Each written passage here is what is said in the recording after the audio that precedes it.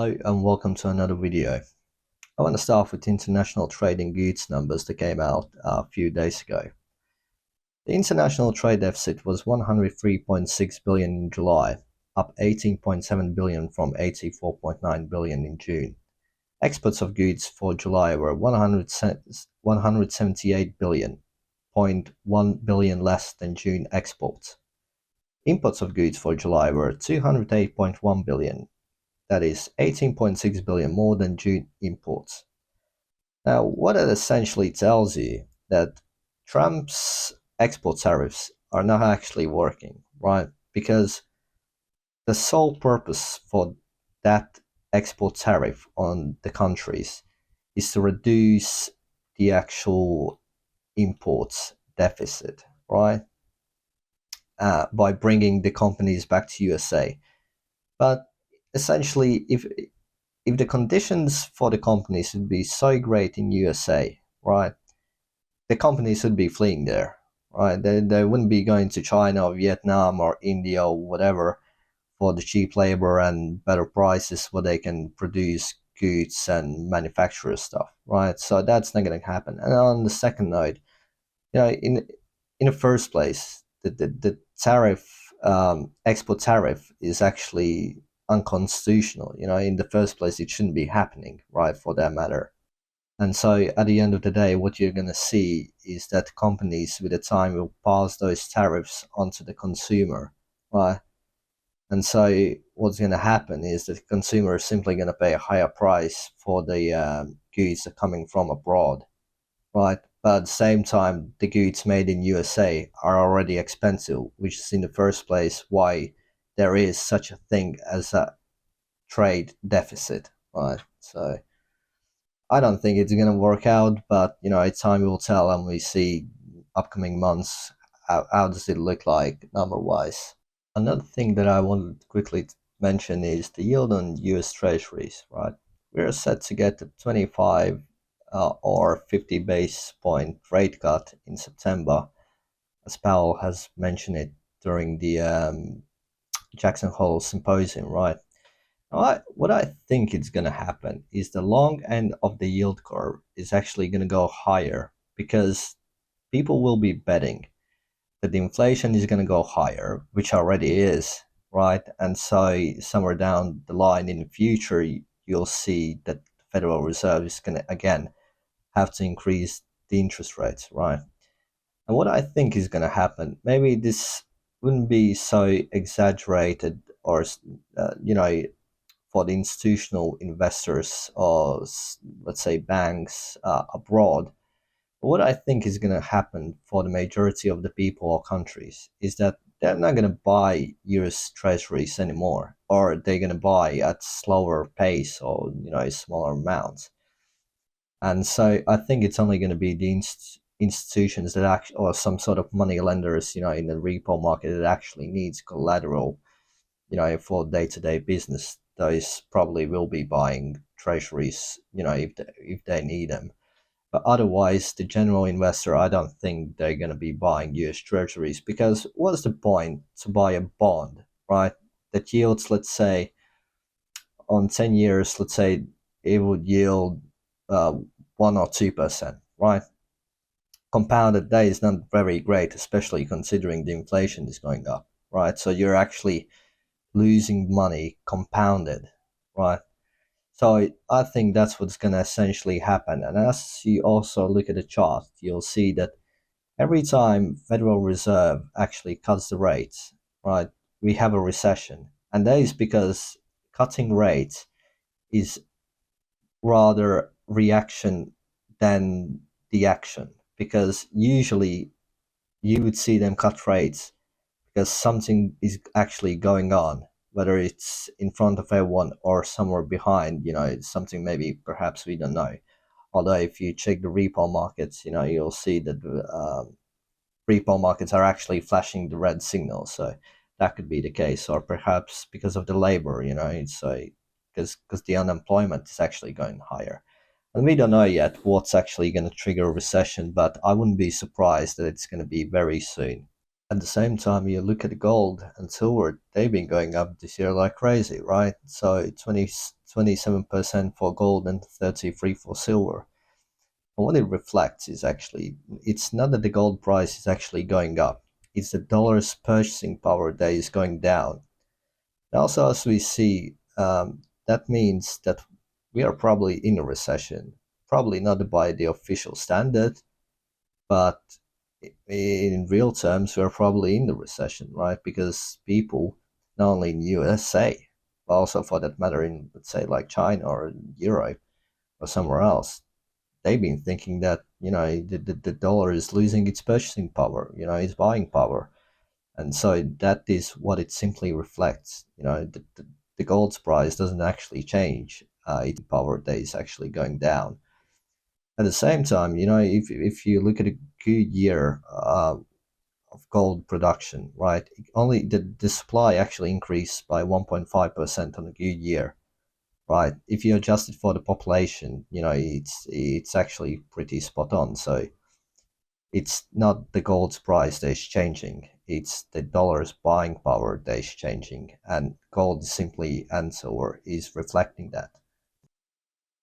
Also, if you look at the platinum, it's been increasing by 47.32% this year alone. What I think would happen the previous years with the platinum is that, well, this is only, by the way, speculation. I don't have any data to prove this or to actually check myself, but this is my speculation, is that what happens is when Russia needs money, they're probably just dumping all the platinum reserves that they have in the market, and that suppresses the price, right? What I think has happened recently is that Russia just simply run out of reserves, and that's why, the natural, occurrence is just happening here. People are actually buying this stuff. So that is my personal, sort of speculation of what's going on with the platinum. But also, it's a precious metal, right? So it wouldn't surprise me that people are actually buying this for the same purpose as they're buying gold and silver, because it's a precious metal. It doesn't lose its value, right? So let's move on to the senior gold miners, right? If you look at a chart of GDX, which is the senior gold miners, right? ETF, exchange traded funds. The last time it was at 63, right? It was at the end of 2011, right? And so by buying these senior gold miners, you're simply buying gold that is still in the ground, right? And also the reason why is it going so high is because the profit margins are just exploding, especially if you look at the free cash flow. Those are just going higher, and actually not just higher, they're actually exploding, right?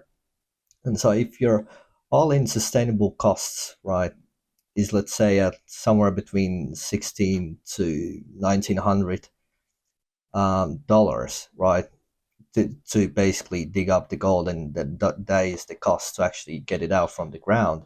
And now your profit margin is the gold price 3500 minus say 1900, right? That is substantial increase in available cash that you're going to produce, that you're going to get when you sell this gold, right? And so what happens is their balance sheet is just exploding, right? And as we know from history, usually when a bull market happens in gold and silver, right, the first that always move is the commodity, right? So that's gold or silver, or let's say platinum, palladium, right? Even copper for that matter, right? Then it moves on to the best of the best, right? So those are Agnico Eagle, Newmont, Pan America, I guess, or let's say wheat and precious metals, right? Best and the biggest of the best, right? Those are going to be the second movers. Then is going to be the rest of the best, right? Other senior miners that are probably not as great and as big as, those I mentioned before.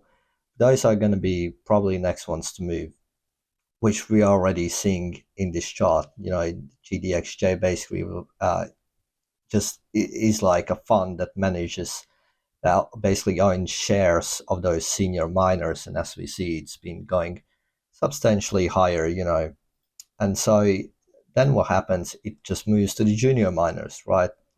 we can see it here on the chart.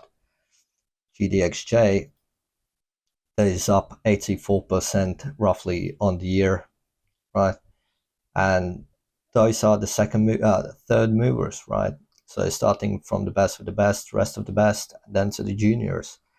And I would just want to quickly mention that the junior miners GDXJ, right? Those actually are not real juniors. Those are actually pretty big companies. The real junior miners, those are really small cap companies. And those will be the next movers, like exploration companies or companies that have like just maybe done pre-feasibility studies or feasibility studies at the moment. Those are going to be the ones that will move the highest, but also those will be the ones that contains the most of the risk, right? Because they're not seniors. They haven't been in the business for, let's say, 30, 40 years, unlike some of the like beaten precious metals or Agnico Eagle, right? Silver is also up a lot, 30 something percent. As we see, the last time it was around, this price that happened back in 2011, I think. And so we can see this here on the chart as well, that it's been going substantially much higher. Another chart I wanted to quickly touch is the gold's performance versus S&P 500. Here I have put SPY, which is just the exchange traded fund for S&P 500. And as you can see, the actual major index, right, S&P 500, has only done about 10% year to date, right? However, gold, just the commodity on its own, right, has been up 33%. So that tells you that actually people probably abroad in USA and elsewhere, they're just probably thinking that the US dollar is actually going to lose its purchasing power. Same with gold and versus Bitcoin. You can see the Bitcoin is, up 11.82% year to date, and gold is still 33%, which tells you that Bitcoin is simply underperforming. Gold is telling you the story that dollar is losing its buying power. And people keep telling me, not only me, but just in public, that Bitcoin is digital gold. Well, what's gold about this? What's gold about Bitcoin? If the Bitcoin was digital gold, at the end of the day, you would see highly correlated price movements. But we literally see on this chart that it isn't, right? So that's just absolute nonsense to me, right? At the end of the day, gold is telling you the story, what's actually happening with the US purchasing power, that dollar's purchasing power, right? Same with gold versus Nasdaq. Triple Q's exchange traded fund, is still up only 11.79% year to date versus gold 33%. All these technology stocks and whatnot, they're simply underperforming as a fund, in one basket versus the gold.